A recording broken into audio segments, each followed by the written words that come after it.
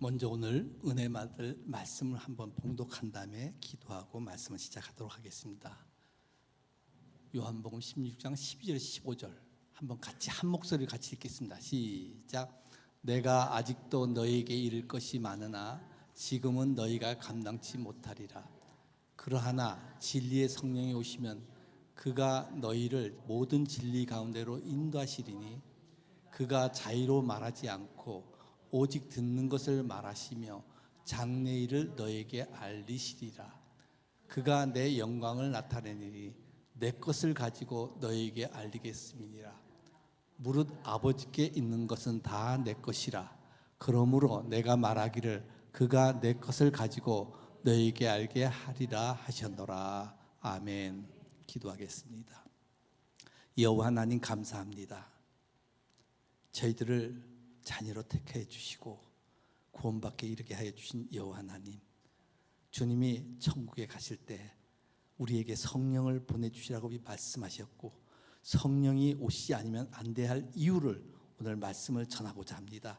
귀한 말씀이 선포될 때 우리 심령 가운데 그 말씀이 깨달아지고 힘이 되고 아버지 하나님 앞에 감사와 영광을 돌릴 수 있는 귀한 시간 되게 하여 주시옵소서. 예수님의 이름으로 기도드리옵나이다. 아멘. 할렐루야. 제가 올해 들어가지고 계속 성령에 대해서 얘기했습니다. 성령에 대해서. 근데 성령이 왜 오셔야 되는지 그 이유를 오늘 분명히 말씀을 드리겠습니다. 귀한 말씀에 놓치지 않기를 바라겠습니다. 제가 시카고에 와가지고 목회를 하다 보면 여러 성도를 만나게 돼 있습니다.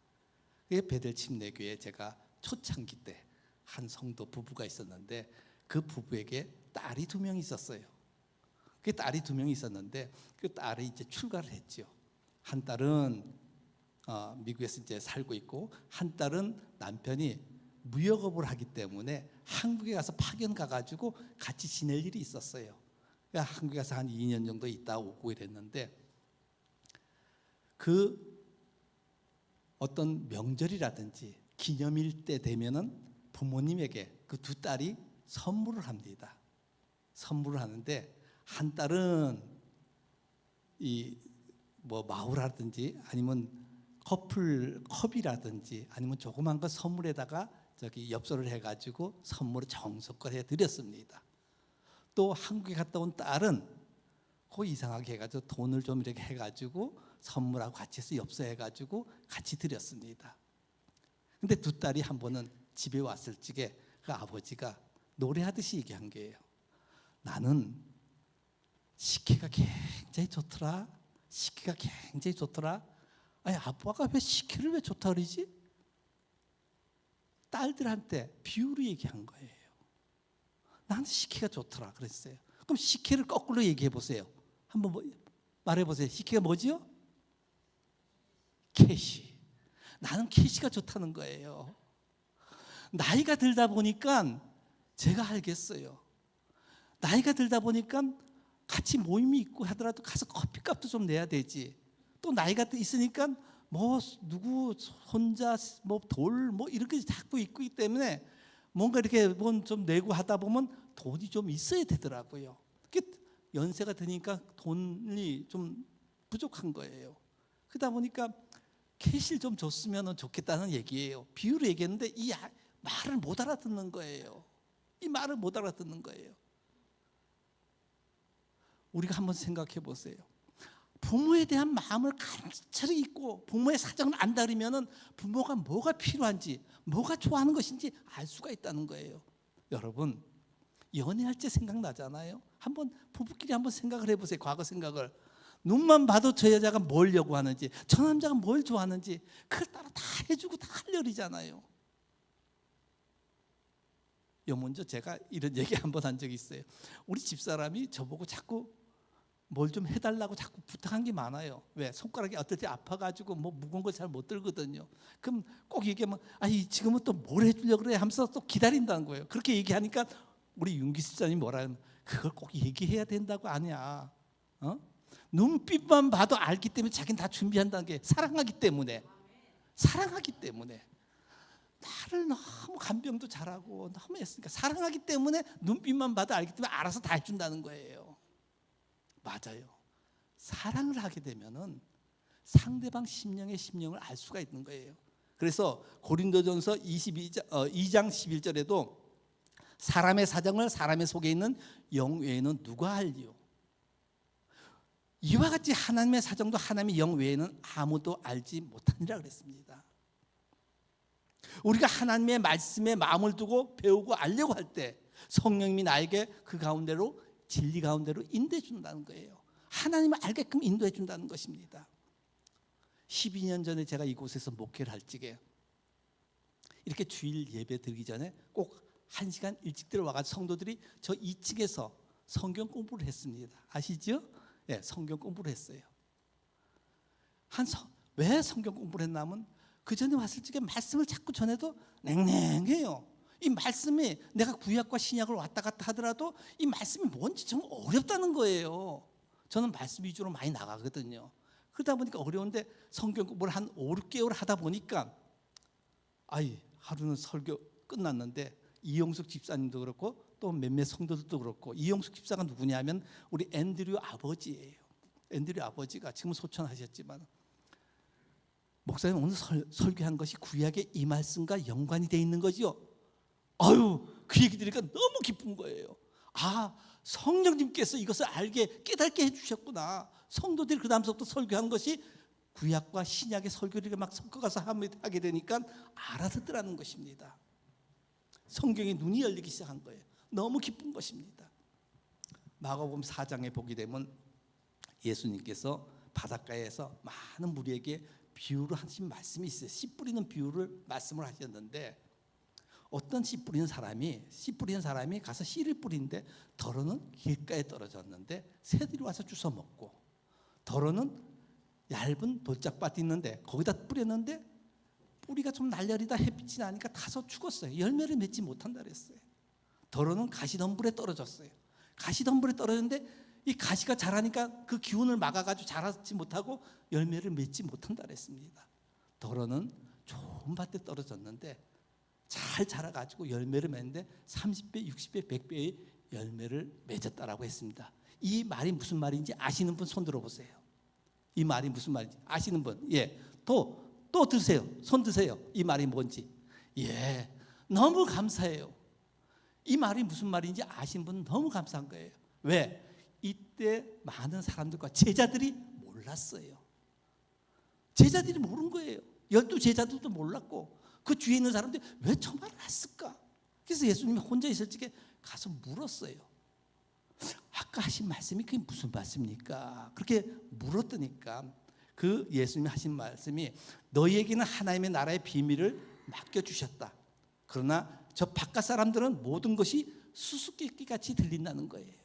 그러면서 하시는 말씀이 길가에 뿌렸다는 것은 길가에 뿌린 새들이 주워 먹었다 그랬는데 마음이 딱딱한 사람들이 말씀을 줬는데 사단 마귀가 와서 그 말씀을 쏙 뺏어간다는 거예요. 자, 이렇게 말씀을 전하는데 갑자기 졸음이 오기 시작하는 거예요. 말씀이 들어옵니까? 사단이 아마 주워가 먹었습니다. 앞에 있는 분들이 옷이 이뻐요. 저 옷을 어디서 샀을까? 말씀을 선포하는데 옷에 신경이 가는 사람이 있어요. 또 머리가 참 잘 됐다. 머리가 저 어디서 깎았을까? 지금 또 오늘 또 식사 후에 나무를 자른다. 나무를 어떻게 자를까? 이런 생각을 자꾸 하게 되니까 사단이 자꾸 말씀을 못 듣게끔 쪼아먹는 거예요. 이것을 얘기한 것입니다. 또한 두 번째 돌짝밭에 뿌렸다 그랬는데 말씀을 들었는데 곧 기쁘게 받긴 받아요. 받긴 받는데 그 말씀이 뿌리가 내리려 하다가 햇빛이 나니까 그냥 말라가지고 죽어버리는 거예요. 열매를 맺지 못하는 거예요. 이것은 말씀 때문에 환난이나 박해가 일어날 때 곧 걸려 넘어진 사람이에요. 하나님 말씀을 이렇게 했는데 그렇게 하면 어떻게 내가 이거 일을 할 수 있어? 하면서 걸려서 넘어져서 열매를 맺지 못해 그 말씀이. 그리고 가시덤불 속에 떨어졌다는 건 말씀을 듣기는 했습니다. 말씀은 듣기는 했지만은 세상의 염려와 재물의 유혹과 많은 그 욕심이 잉태돼 가지고 말씀이 자라지 못하게 하는 거예요. 그 가시덤불이라는 게 그거거든요. 세상의 욕심, 재리의 유혹 이런 거 모든 것들이 내 말씀을 잘하지 못하게 하는 거예요. 그 열매를 맺지 못하는 거예요. 이것을 말씀하시면서 좋은 옥토에 떨어졌다는 건 좋은 마음밭에 떨어졌다는 거예요. 말씀을 들을 때마다 아멘, 아멘. 그 말씀이 나한테 떨어져가지고 씨를, 이 뿌리를 내려가지고 완전히 성장해가지고 바깥에 나가서더라도 말씀으로 승리할 수가 있는 거예요. 예수님이 그들이 알아들 수 있을 정도로 비유로 얘기했지만은 그 비유를 모를 적에는 자세히 설명을 해 주었습니다. 묻기만 하면 이건 이러는 것이다 라고 설명을 해 준 거예요. 지금은 성령님께서 우리에게 말씀한 뜻을 깨닫게 해 주는 것을 믿으시기 바랍니다. 주님이 지금 안 계시잖아요. 성령님이, 각자 성령님이 그거에 대해서 깨닫게 해 준다는 거예요. 그래서 오늘 본문전에 요한복음 14장에 이런 말씀이 있습니다. 그것을 좀 표준 세번역으로 좀 알아듣기 쉬운 말씀으로 한번 올려봤는데 한번 같이 읽겠습니다. 시작. 나를 사랑하지 않는 사람은 내 말을 지키지 않는다. 너희가 듣고 있는 이 말은 내 말이 아니라 나를 보내신 아버지의 말씀이다. 내가 너희와 함께 있는 동안에 나는 너희에게 말하였다. 그러나 보혜사 곧 아버지께서 내 이름으로 보내신 성령께서 너희에게 모든 것을 가르쳐 주시고 또 내가 너희에게 말한 모든 것을 생각나게 하실 것이라 했습니다. 바로 예수님은 성령에 대해서 말씀하시면서 내가 너희와 함께 있을 때는 내가 다 말해줬다는 거예요. 너희가 궁금하면 내가 이건 이 말이다 라고 다 얘기해 준 거예요. 그 앞으로는 그가 모든 것을 가르쳐주고, 누가? 성령이 가르쳐주고 생각나게 해줄 것이라고 얘기한 것입니다. 누구한테 얘기했습니까? 제자들한테 얘기하고 오늘날 우리에게도 얘기하고 있는 것입니다. 여러분, 내 마음밭은 어떤가요? 그리고 이제 나를 보내신 이 얘기로 내가 가니 너희는 마음에 근심하지 말라 그랬어요. 내가 주는 평안은 세상이 주는 평안과 다르다라고 14장 끝에 가서 말씀을 그렇게 했지만 14장 처음에도 얘기한 거예요. 너희가 하나님을 믿으니 나를 믿으라. 그러니 너희는 걱정하지 말라. 너희는 마음에 근심하지 말라라고 얘기한 것입니다. 하나님을 믿으니 나를 믿으라는 거예요. 그리고 오늘 14장 이후에 16장 오늘 본문입니다. 오늘 본문의 주님의 말씀이 16장 12절에 뭐라고 했는가요? 다시 한번 읽어보겠습니다. 시작. 내가 아직도 너에게 이를 것이 많으나 지금은 너희가 감당치 못하리라 그랬습니다. 예수님에게 이 말씀을 들은 당시 제자들은 예수님을 따라다닌 지 3년이나 지난 때였습니다. 3년이 지났다면 교회 등록한 지 3년이 지났다는 그 얘기하고 아닙니다. 예수님과 함께 동고동락하면서 공생애하면서 그분이 하시는 사역을 다 보았고 그분과 식사하고 그분과 같이 잠자고 숙식을 같이 하면서 다 배운 거예요.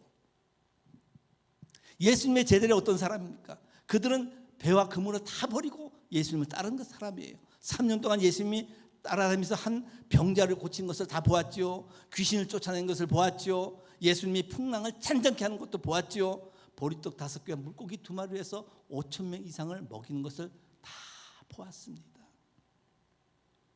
아마 제자들은 예수님이 어떤 분인지에 대해서 자기들이 충분히 알고 배웠다라고 생각하고 있을 것입니다. 그런데 예수님이 제자들에게 하신 말씀은 그게 아닙니다. 그만하면 되었다. 이제 더 이상 배울 것이 없으니 이제 그만 하산하라. 이것이 아닙니다. 12절 말씀은 내가 너희에게 해줄 말이 너무 많으나 너희들 수준에서 내가 말하여도 알아듣지 못한다는 거예요. 알아듣지 못한다는 거예요. 이어서 13절 14절 오늘 본문 13절 14절을 요약해서 한번 올려봤습니다. 그러나 진리의 성령이 오시면 너희에게서 들은 것을 나에게서 들은 것들을 말하고 장래 일들에 대하여 성령께서 가르칠 것이다. 성령이 너희를 진리 가운데로 인도할 것이고 나의 영광이 어떤 것인지 알게 해줄 것이다 그랬습니다. 이 13절 14절 말씀이 성령이 너희들한테 이렇게 해줄 거라는 거예요. 다시 말하면 예수님을 믿는 것이 어떤 것인지 앞으로는 성령을 통해서 배워야 한다라고 말씀하고 있는 것입니다. 성령이 아니고는 알 수가 없는 거예요. 성령이 아니고는 내가 지식으로 배워가지고 그것이 나에게 힘이 되지 않는다는 것입니다. 그래서 성령이 와야 된다는 것입니다. 실제로 이 사실을 예수님께서 한 예를 보여준 게 있었습니다. 예수님께서 가이사랴 빌립보 지방에 이르렀을 때 제자들에게 물었습니다. 야, 사람들이 나를 인자를 뭐라고 하느냐? 그때 얘기한 것이 더러는 침례 요한이라고 엘리야라기도 하고 에레미야라기도 하고 더러는 선지자 중에 한 사람이라고 합니다. 그래? 그러면 너희들은 나를 누구라 그러냐? 그때 베드로가 얘기합니다. 주는 그리스도요 살아계신 하나님의 아들이니이다. 그 얘기를 들으니까 주님이 너무 기쁜 거예요. 저거 그냥 할 수 있는 얘기가 아니거든요. 예수께서 바요나 시몬아 내가 복이 있도다. 이를 내게 알게 한 것이 혈육이 아니요. 혈육이 아니라는 건 뭡니까? 세상의 지혜와 지식으로 안 것이 아니라는 거예요. 하늘에 계신 하나님이 너를 그것을 알게 해줬다는 거예요. 성삼위가 알게 해줬다는 거예요. 바로 성령께서 알게 해줬다는 것입니다. 성령이 아니거든 주는 그리스도요 살아계신 하나님의 아들이라고 말을 못한다는 거예요. 그걸 깨닫게 해줬다는 것입니다. 내가 내게 이르니 베드로아 너는 이 반석 위에 내 교회를 세우고 음부의 권세가 이기지 못하게 하리라라고 축복을 줍니다. 그리고 내가 천국 열쇠를 내가 너에게 주니 내가 땅에서 매이면 하늘에서도 매일 것이고 땅에서 풀면 하늘에서도 풀리라라고 말씀하고 있는 것입니다. 예수님은 아주 극찬했습니다. 예수님이 그 베드로를 그렇게 극찬하니까 성경에서는 베드로는 상당히 덜렁거리는 사람입니다. 괜히 나섰다가 실수해가지고 주님한테 욕도 얻어먹고 그런데 이곳에서 딱 한 번 칭찬 듣는 말씀이 나온 것입니다. 모처럼 한 건 한 것입니다. 신이 났습니다. 하지만 베드로가 들은 칭찬이 마냥 칭찬으로 끝나지 않더라는 거예요. 항상 칭찬 들은 게 아니라는 거예요. 그 이후에 예수 그리스도께서 예루살렘에 올라가 장로들과 대제사장과 서기관들에게 고난을 받은 후에 내가 십자가에 달려 죽고 3일 만에 부활하리라 얘기했습니다. 아니 죽다니? 내 스승이 죽다니? 베드로가 예수님께 그럽니다. 주여 그리 마옵소서 일이 결코 주에게 일어나지 않을 것입니다 라고 얘기합니다. 예수께서 그때 그 말을 듣자 돌이켜가지고 사단아 물러가라. 사단아 물러가라. 내 뒤로 돌아가라. 너는 나를 넘어지게 한 자로다. 내가 하나님의 일을 생각하지 않고 사람의 일을 생각하는구나 라고 꾸짖었습니다. 칭찬 들을 때는 언제이고 꾸짖을 때는 언제입니까? 예수님께서 이랬다 저랬다 마음을 바꾼 것입니까? 주님 앞에 주님께서 마음이 바꾼 것입니까? 바로 베드로에게 문제가 있었던 것입니다. 대체 베드로에게 어떤 점이 문제였습니까? 베드로가 주는 그리스도요 살아계신 하나님의 아들이시다라는 했을 때 바요나 시몬아 내가 복이 있도다. 이를 내게 알게 하는 것이 혈육이 아니고 하늘에 계신 아버지다 라고 얘기했습니다. 베드로가 주님이 기뻐하신 이 신앙 고백을 할 수 있었던 것은 베드로가 남달리 똑똑해서가 아니라 바로 하나님께서 알려주신 것입니다. 성령님께서 알려주신 것입니다. 그런데 십자가를 지겠다는 예수님을 만류할 때 막을 때 어땠습니까? 그때 예수님께서 사단아 내 뒤로 물러가라. 내가 하나님의 일을 생각하고 사람의 일을 생각한다 그랬습니다. 베드로가 신앙 고백한 것은 하나님으로 말미암은 것이었습니다. 그런데 십자가를 지겠다는 예수님을 만류한 것, 막은 것은 하나님으로 말미암은 것이 아니라 자기 생각으로 한 것입니다. 여러분 이걸 알아야 돼요. 자기 생각으로 그런 일이 있을 수 없다라고 얘기한 겁니다. 예수님부터 바요나 시몬아 네가 복이 있다 칭찬을 듣느냐 아니면 사단아 내 뒤로 물러가라 하는 그 문제가 어디에 있습니까? 바로 하나님으로부터 준 생각으로 말하느냐 자기 생각으로 말하느냐에 따라서 그것이 칭찬이냐 꾸중을 듣느냐라고 우리가 분별할 수가 있는 것입니다. 우리는 주님의 십자가를 앞에 두고 겟세마네 동산에서 기도하던 그 주님의 기도를 한번 보겠습니다. 누가복음 22장 42절 한번 같이 한번 읽어보겠습니다. 시작. 가라사대 아버지여 만일 아버지의 뜻이거든 이 잔을 내게서 옮기시옵소서. 그러나 내 원대로 마옵시고 아버지의 원대로 되기를 원하나이다 그랬습니다. 예수님은 하나님의 본체이시잖아요.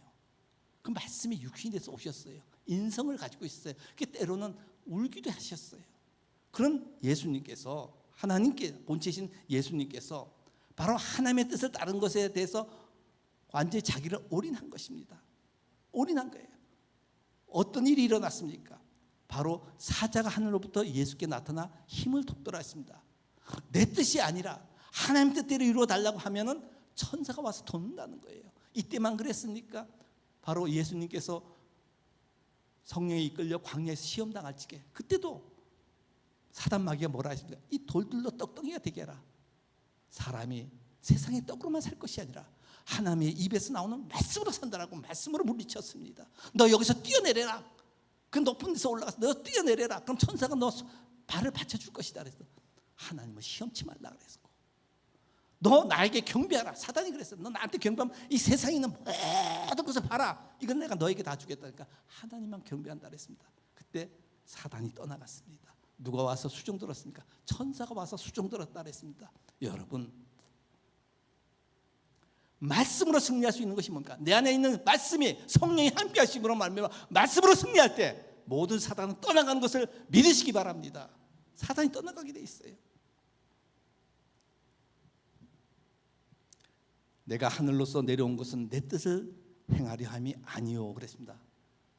요한복음 6장 38절에 그렇게 말씀하고 있습니다.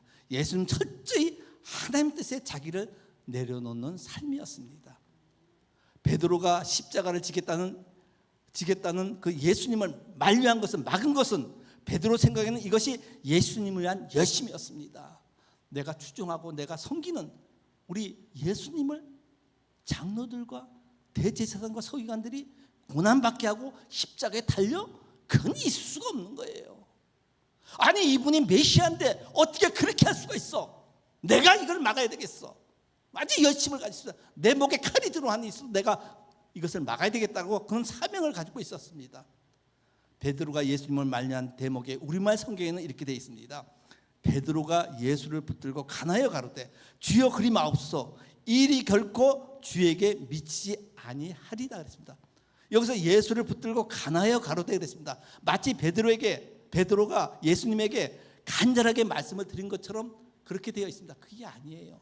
가나여, 이 말씀을 잘 알아야 돼요. 간절히 얘기한 것이 아닙니다. 이 가나여라는 것은 우리말로 얘기하면 책망하고 비난하다 이런 뜻입니다. 헬라어로 에피티마오라고 합니다. 에피티마오. 이 말이 언제 쓰였냐면 바로 예수님께서 바람과 바다를 꾸짖을 때, 그때 에피티마오, 바람과 바다를 꾸짖어 잔잔하게 했다는 거예요. 그때 에피티마오, 이 말에서 가나여라는 말씀을 쓴 것입니다. 또 예수님이 귀신을 쫓아낼 적에 그때도 에티피마오, 이것을 해가지고 꾸짖어, 귀신을 꾸짖어 그 귀신을 쫓아냈을 때 에티피마오라고 썼습니다.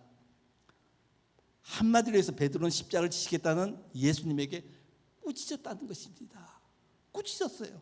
뭐라고 꾸짖었습니까? 그 꾸짖은 내용을 다시 살펴보면은 우리말 성경에는 주여 그리 마옵소서 그랬는데 그 내용을 본래 쓰여진 의미를 살려서 번역하면 하나님의 은혜가 당신에게 함께 하기를 바랍니다 그랬습니다. 하나님의 은혜가 당신에게 함께 하기를 바란다. 하나님의 은혜가 있기만 하면 그런 일이 일어날 수가 없다는 거예요. 정말 그럴싸하지 않아요? 하나님의 은혜가 있으면 어떻게 고난을 받는 일이 있겠습니까? 그렇게 얘기한 거예요. 이 말을 바꾸어 말하면 그런 고난이 겪는 것은 하나님의 은혜에서 벗어났기 때문에 난 그런 뜻이 있습니다. 주님 왜 그렇게 믿음이 없는 얘기를 하십니까? 믿음을 가지십시오. 믿음만 있으면 그런 일이 일어날 수가 없습니다. 진짜 굉장한 믿음으로 말씀하는 것 같습니다. 꼭 주님이 제자들에게 책망하는 것 같이 그렇게 주님을 책망했습니다. 베드로가 예수님을 책망한 거예요.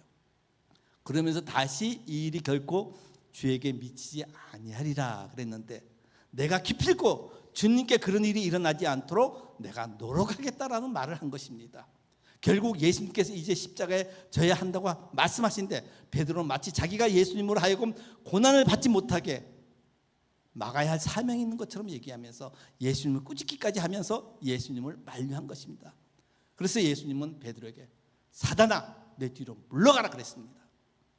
너는 나를 넘어지게 하는 자다. 하나님의 일을 생각하지 않고 왜 사람의 일을 생각하느냐. 베드로가 조금 전만 해도 천국 열쇠를 손에 쥐고서 하늘을 열고 닫고 한다 그랬는데 잠깐 사이에 사단으로 되어버린 것입니다. 대체 이런 일이 왜 일어납니까? 베드로의 고백은 전적으로 하나님으로 말미암아 이루어진 것입니다.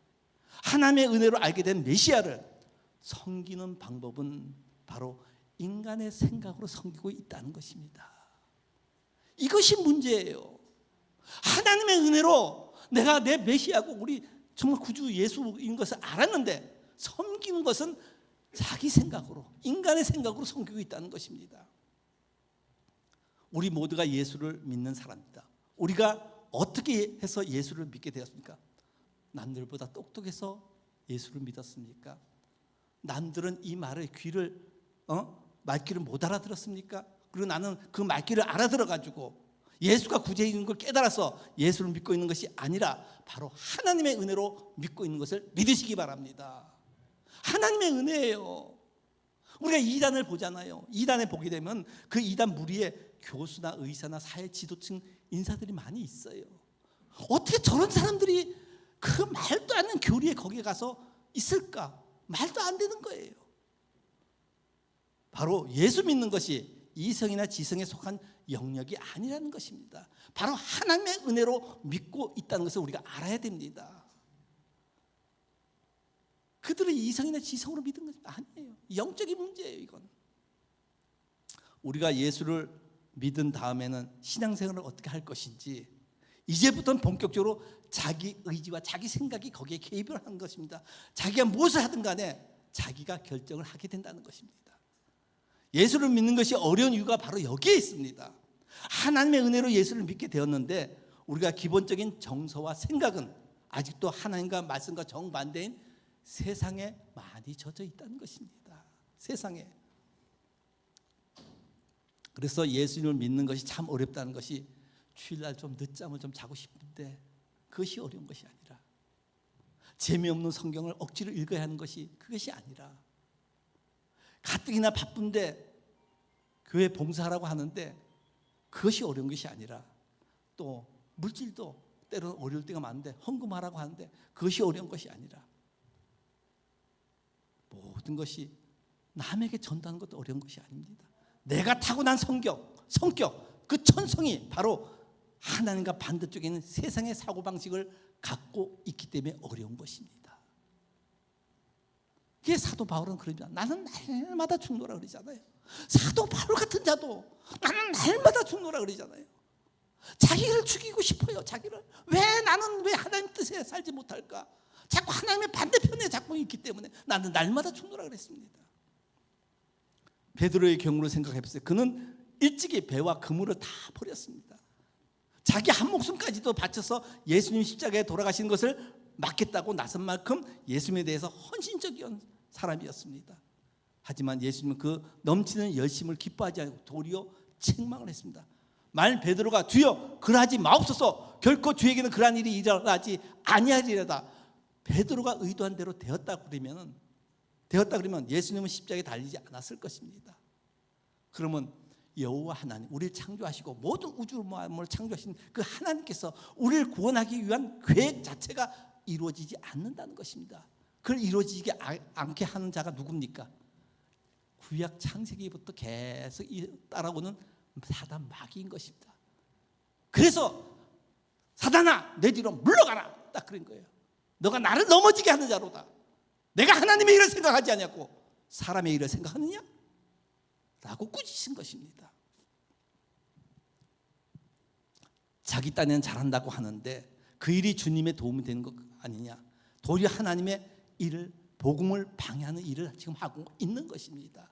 우리가 이걸 잘 깨달아야 돼요. 그래서 우리에게 성령이 필요한 이유고 성령이 꼭 오셔야만 할 이유가 여기에 있는 것입니다. 성령이 아니고는 우리가 도저히 진리로 인도받을 수가 없다는 거예요. 진리로 인도받을 수가 없어요. 성령이 아니고 우리가 하나님의 영광에 사모할 수가 없다는 거예요. 성령으로만 그것이 가능한 것입니다. 사람이 본래 죄인입니다. 예수를 믿는 사람은 누구나 본래 죄인인 것을 사실을 인정한다는 것입니다. 우리는 죄인이기 때문에 구원이 꼭 필요합니다. 하지만 우리가 육신을 입고 있는 동안 우리의 논리적 사고는, 생각은 항상 죄로 오염이 되어 있다는 것을 우리가 깨달아야 돼요. 그래서 사도 바울이 난 날마다 죽노라 그랬잖아요. 도둑이나 사기꾼들이 어떻게 합니까? 항상 어떤 생각을 합니까? 저 집에 빈집일까? 아닐까? 저 사람 돈이 얼마나 가지고 있을까? 저 사람을 치게 되면 얼마나 울고낼 수 있을까? 저 집에는 현금이나 보석이 얼마나 있을까? 이런 생각을 늘 합니다. 특별히 그런 생각을 하고 싶어서 하는 것이 아니라 저절로 생각이 나는 거예요. 그것이 몸에 배어있는 것이기 때문에 그렇게 나타난다는 것입니다. 사람이 죄인이라는 얘기가 바로 이런 얘기인 것입니다. 도둑이 도둑질하는 생각을 하는 것 같이 우리의 생각은 모든 것이 죄에 속한 것뿐이라는 것입니다. 목자도 마찬가지예요. 하나님 말씀이 없으면 자꾸 죄 짓는 생각만 하는 거예요. 그래서 우리는 끊임없이 성령의 간섭을 받아야 합니다. 자기에서 나오는 생각을 하면 그것이 바로 베드로의 생각과 같다는 것입니다. 베드로의 생각과 똑같은 거예요. 예수를 믿으면 사람이 변해야 한다는데 대체 어떻게 변해야 합니까? 기도를 안 하던 사람이 기도를 해야 되고, 성경을 안 본 사람이 성경을 봐야 되고, 봉사를 안 한 사람이 봉사를 열심히 하고, 전도하지 않던 사람이 전도를 많이 하고, 물론 이렇게 변해야 되지만 무엇보다 그 사람의 인격이 변해야 한다는 것입니다. 자신이 판단한 가치 기준을 자체가 변해가 된다는 거예요. 자신이 판단한 기준이 변해야 된다는 것입니다. 물론 그렇게 변화돼야 하는데 무엇보다 그 사람의 인격이 변하는데 우리 자신에게는 그 능력이 전혀 없다는 거예요. 내 자신에게는 그렇게 변화될 수 있는 능력이 전혀 없어요. 왜? 태초에 가인이 그랬잖아요. 아벨을 시기했잖아요. 인상이 싹 변했잖아요.